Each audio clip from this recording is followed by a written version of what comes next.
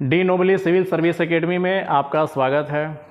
जैसा कि आप जानते हैं 68वीं बीपीएससी 12 फरवरी को होने वाला है और इसके बाद 69वीं बीपीएससी इसी साल दिसंबर तक होने की संभावना है। इसी को ध्यान में रखते हुए De Nobili civil service academy economy का एक नया टॉपिक शुरू करने जा रहा है और मेरा ऐसा मानना है कि लगभग 90% स्टूडेंट के इकोनॉमी एक ऐसा सब्जेक्ट है जिसमें बहुत उलझन भरी हुई आंकड़े रहते हैं, डेटा रहता है और कॉन्सेप्ट क्लियर नहीं होता है। हम उन्हीं सब उलझनों को और कॉन्सेप्ट को क्लियर करने के लिए आपके सामने आए हैं। बीटा में पहली बार हम लोग सिविल सर्विस एकेडमी कोचिंग खोले हैं और यहाँ बहुत अच्छी तरह की सुविधा है। तो जो भी स्टूडेंट बीटा क्षेत्र के स्टूडेंट हैं वो आ सकते हैं, क्लास कर सकते हैं। गर्ल्स के लिए बीपीएससी तैयारी करने वालों जो गर्ल्स हैं उनके लिए विशेष सुविधा है, हमारे यहाँ उनके लिए विशेष छूट रखा गया है। तो आज से एक नया टॉपिक हम शुरू करने जा रहे हैं, इंडियन इकोनॉमी।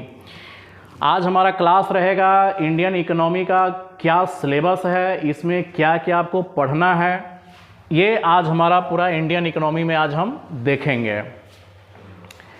इन सब चीज़ों को हम देख करके ये डिसीजन लेंगे कि क्या इकोनॉमी को जो इतना आप कठिन समझते थे क्या वास्तव में उतना कठिन है भी या नहीं है।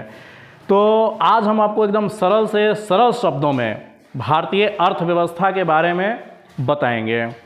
भारतीय अर्थव्यवस्था के बारे में आप पढ़ते तो बहुत हैं, लेकिन इसमें ऐसे ऐसे आंकड़े रहेंगे कि समझ में नहीं आएगा। तो आइए आज हम समझते हैं इंडियन इकोनॉमी में क्या क्या आपको पढ़ना है। तो ये सिर्फ और सिर्फ इंट्रोडक्शन क्लास है ये, कि इसमें क्या पढ़ना है, कैसे पढ़ना है, ये हम धीरे धीरे आगे क्लास में आपको बताया जाएगा। तो आइए हम शुरू करते हैं इंडियन इकोनॉमी में पढ़ना क्या है। तो सबसे पहले इसको एक चीज़ क्लियर होना चाहिए आपको, एक इकोनॉमी होता है और एक होता है इकोनॉमिक्स होता है। एक इकोनॉमिक्स और एक इकोनॉमी होता है, थोड़ा सा फर्क है इन दोनों में। इकोनॉमिक्स का मतलब होता है, ये होता है आपका अर्थशास्त्र होता है। ये अर्थशास्त्र होता है। इकोनॉमी का मतलब होता है अर्थव्यवस्था। इकोनॉमी का मतलब होता है अर्थव्यवस्था और ये होता है अर्थशास्त्र। अर्थ का मतलब होता है धन। अर्थ का मतलब होता है धन। तो जहां भी धन की व्यवस्था करना हो उसे कहा जाता है इकोनॉमी। और जब धन के बारे में शास्त्र का मतलब है अध्ययन करना, उसके बारे में पढ़ना, उसके बारे में रिसर्च करना, तो ये होता है अर्थशास्त्र होता है। तो हमें जो पूछा जाता है एग्ज़ाम में, बीपीएससी हो, यूपीएससी हो या अदर जितने भी कॉम्पिटिटिव एग्ज़ाम हो, उन सब में जो आपको पढ़ना है वो अर्थव्यवस्था पढ़ना है, धन का व्यवस्था करना है। अगर धन की व्यवस्था करने के लिए आपको सीखना है तो आपको अर्थव्यवस्था पढ़ना है, न कि अर्थशास्त्र। अर्थशास्त्र पढ़ेंगे तो आप अर्थशास्त्री बन जाएंगे और यहाँ आपका मकसद है एग्ज़ाम पास करना, न कि अर्थशास्त्री बनना है। तो अर्थशास्त्र आपको नहीं पढ़ना है, इकोनॉमिक्स नहीं पढ़ना है। क्या पढ़ना है? इंडियन इकोनॉमी पढ़ना है। तो हम इसी को सिलेबस आप बताएंगे कि इकोनॉमी कैसे पढ़ना है, इसमें क्या क्या पढ़ना है, ये सारा का सारा चैप्टर इसमें आपको दिया हुआ है। तो मेरा ऐसा विश्वास है कि अगर ये आप क्लास कर लेते हैं, आज अगर आप समझ जाते हैं तो भारतीय अर्थव्यवस्था का 90% हिस्सा आज समझ जाएंगे। तो चलिए शुरू करते हैं। तो देखिए इंडियन इकोनॉमी में सबसे पहले आपको क्या पढ़ना है? सबसे पहले पढ़ना है structure of the Indian economy. ये पहला टॉपिक होगा, structure of the Indian economy. ये इंडियन इकोनॉमी है क्या भाई? स्ट्रक्चर क्या है? तो स्ट्रक्चर को दो भागों में बांटा गया है। पहला भाग है सेक्टर और दूसरा भाग है टाइप्स ऑफ इकोनॉमी। तो structure of the Indian economy को दो भागों में बांटा गया है। पहला भाग है सेक्टर में बांटा गया है, क्षेत्र की अर्थव्यवस्था के किन क्षेत्रों में बांटा गया है। दूसरा ये बांटा गया है कि अर्थव्यवस्था के कितने प्रकार होते हैं, अर्थव्यवस्था के कितने प्रकार होते हैं। ये दो भागों में बांटा गया है। तो जैसा कि आप थोड़ा बहुत जानते ही होंगे, लेकिन कॉन्सेप्चुअल आप नहीं जानते होंगे, वो हम आगे की क्लास में डिफाइन करेंगे कि सेक्टर में प्राइमरी सेक्टर हम किसे कहते हैं, सेकेंडरी सेक्टर किसे कहते हैं, और टर्शियरी सेक्टर किसे कहते हैं, तृतीयक क्षेत्र। प्राइमरी का मतलब प्राथमिक क्षेत्र, सेकेंडरी हो गया द्वितीयक क्षेत्र, और टर्शियरी का मतलब है तृतीयक क्षेत्र। इन तीन क्षेत्रों को कैसे डिफाइन किया जाता है, इसके एग्जाम्पल्स क्या हैं, ये हम आगे की क्लास में आपको बताएंगे। तो पहला है structure of the Indian economy. तो सेक्टर, तीन सेक्टर में इसको बांट दिया गया है, प्राइमरी, सेकेंडरी, टर्शियरी। अब दूसरा है टाइप्स ऑफ इकोनॉमी। पूरे विश्व की अर्थव्यवस्था को तीन भागों में बांटा गया है। पहला है कैपिटलिस्ट इकोनॉमी, पूंजीवादी अर्थव्यवस्था।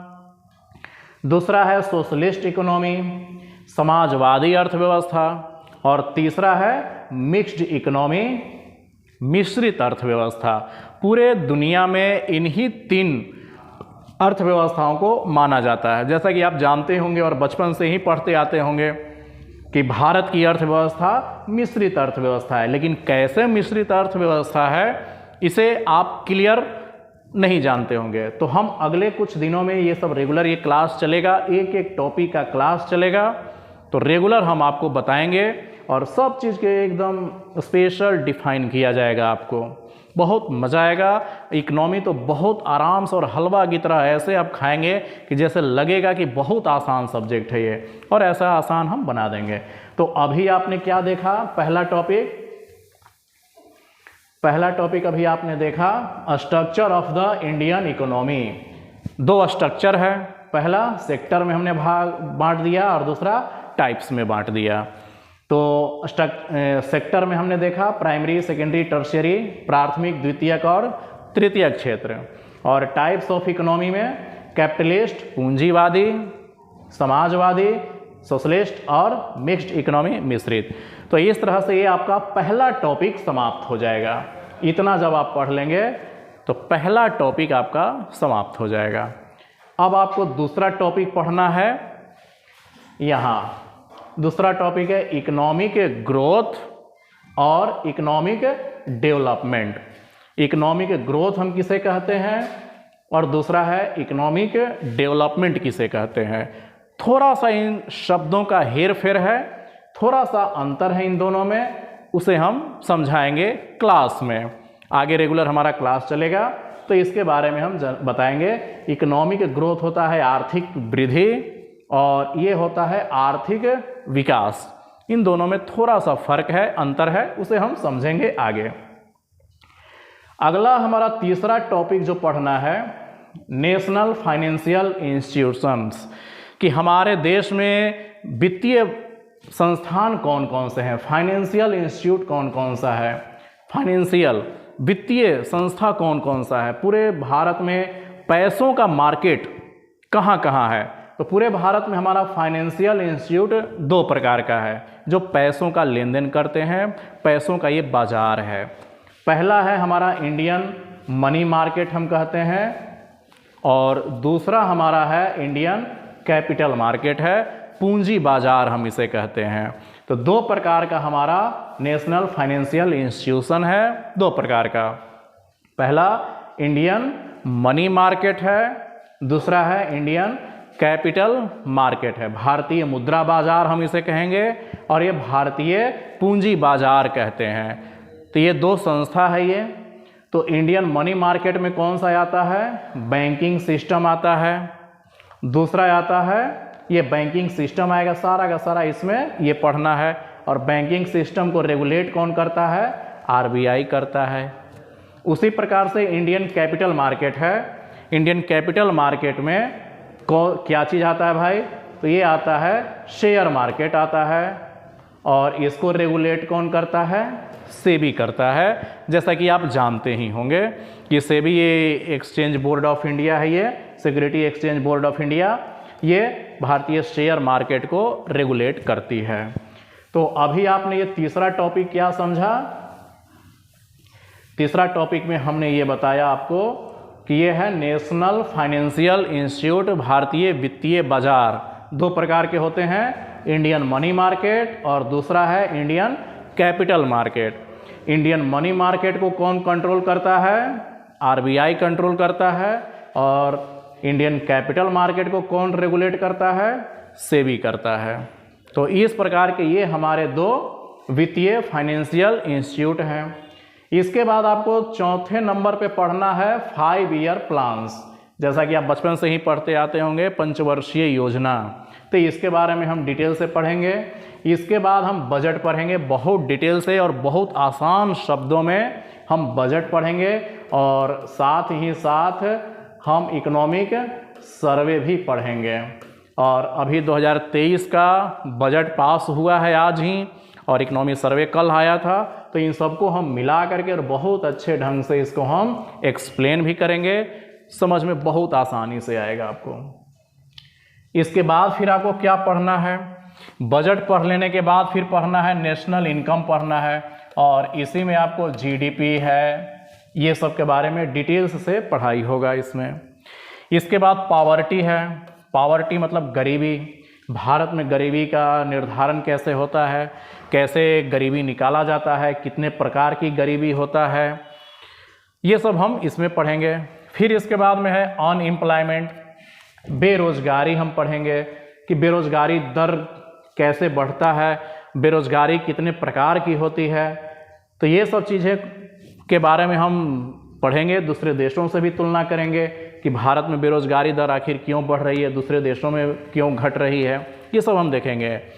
तीसरा है ग्लोबलाइजेशन, वैश्वीकरण, जिसमें इसमें एल, पी और जी का कॉन्सेप्ट आता है। लिबरलाइजेशन, प्राइवेटाइजेशन और ग्लोबलाइजेशन।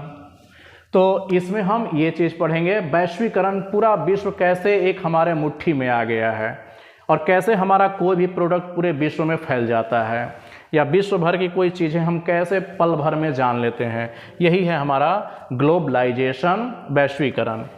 इसके बाद में है एग्रीकल्चर, कृषि। इसके बाद में है इंफ्रास्ट्रक्चर, अवसंरचना,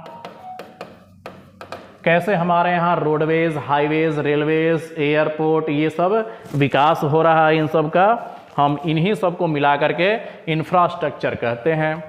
तो इंफ्रास्ट्रक्चर पर अभी आप देखेंगे कि वर्तमान गवर्नमेंट का पूरा ध्यान है इस पर, इंफ्रास्ट्रक्चर को विकसित करने में, और वास्तव में इंफ्रास्ट्रक्चर के विकास से ही देश का विकास संभव है। ये हम डिटेल से पढ़ेंगे इसके बारे में कि सरकार इंफ्रास्ट्रक्चर को बढ़ाने के लिए क्या क्या कर रही है। इसके बाद हम इंडस्ट्रियल पॉलिसी पढ़ेंगे, औद्योगिक नीति के बारे में पढ़ेंगे कि सरकार समय समय पर उद्योगों के लिए कोई पॉलिसी लाती है जो कारगर होती है। फिर इसके बाद हम पढ़ेंगे रूरल डेवलपमेंट पढ़ेंगे, यानी कि ग्रामीण विकास पढ़ेंगे कि गांव का विकास कैसे होता है, सरकार गांव के विकास के लिए क्या क्या योजनाएं चला रही है, क्या क्या प्रोग्राम चला रही है सरकार, ये हम रूरल डेवलपमेंट में पढ़ेंगे। इसके बाद प्लान्स है, सरकार बहुत सारी योजनाएं लाती है, तो योजनाओं के बारे में हम पढ़ेंगे, कौन कौन से प्लान्स सरकार ने लाया है और नई नई कौन सी योजना है, और बजट में ही ये सब नई योजनाओं की घोषणा की जाती है, और अगले 1 साल तक वही योजनाएं चलते रहती है। इन सब तो हमारा संस्था हो गया, हमारे इकोनॉमी का पार्ट है ये सब। इसके अलावे दुनिया भर के कुछ वैसे मोस्ट पावरफुल कुछ इंस्टीट्यूशंस हैं जिसे हम वर्ल्ड इंस्टीट्यूशंस कहते हैं, वैश्विक संस्थाएं कहते हैं। ये ऋण देने वाली संस्थाएं हैं पूरे विश्व को। ये भारत सरकार को लोन देती है, बहुत बड़े बड़े संस्थाओं को लोन देने वाले कुछ संस्थाओं के बारे में हमें पढ़ना है। जैसे वर्ल्ड बैंक के बारे में पढ़ना है, नाम आपने बहुत सुना होगा। IMF के बारे में पढ़ना है, NDB न्यू डेवलपमेंट बैंक के बारे में पढ़ना है। इसके बाद AIIB इसके बारे में पढ़ना है। इसके बाद में ADB एशियन डेवलपमेंट बैंक, जिसका मुख्यालय मनीला में आप सब जानते होंगे, ये सब चीज़ें इसके बारे में हमें पढ़ना है। और एक होता है बैलेंस ऑफ पेमेंट, भुगतान संतुलन। जब हम भारत का आयात और निर्यात जब एक देश दूसरे देश से होता है तो उसे हम बैलेंस ऑफ पेमेंट कहते हैं। इसके बाद इन्फ्लेशन है, महंगाई है। महंगाई डायन खाए जात है। पहले तो महंगाई पर सरकार गिर जाती थी, प्याज के दाम बढ़ने पर सरकार गिर जाती थी। तो इस तरह से आपको इतना सारा सब्जेक्ट इंडियन इकोनॉमी में पढ़ना है और हम ये रेगुलर इस पर हम वीडियो बनाएंगे और रेगुलर हम आपको जो फ्री में क्लास करना चाहते हैं या ऑनलाइन क्लास करना चाहते हैं उनके लिए भी ये सुविधा है, और जो ऑफलाइन क्लास करना चाहते हैं उनके लिए भी हमारे क्लास में सुविधा है। तो इंडियन इकोनॉमी को अगर इस तरीके से पढ़ा जाए, टुकड़ों टुकड़ों में बांट करके एक एक पॉइंट को, तो हमें लगता है कि जितना आसान अदर सब्जेक्ट आपको लगता है उससे भी आसान आपको इंडियन इकोनॉमी लगेगा। अभी तक चूँकि आप उस ढंग से पढ़े नहीं थे इसलिए आपको ये समझ में आता नहीं था, लेकिन अब आप एक बार आइए वीटा सेंटर पर विज़िट करिए, ऑफलाइन ऑनलाइन क्लास करके देखिए, हमारा बहुत अच्छा लगेगा। और जो गर्ल्स लोग हैं उन्हें विशेष रूप से हम कहते हैं कि नए साल के अवसर पर उनके लिए हम फीस में लगभग 25% का डिस्काउंट दे रहे हैं। आप आइए और ये फरवरी महीने तक का ये ऑफ़र है, आप आ कर के लाभ उठा सकते हैं और अपने सपनों को उड़ान भरिए। तो इंडियन इकोनॉमी के क्लास कल से फिर ऐसे ही रेगुलर आपको एक वीडियो मिलते रहेगा। धन्यवाद।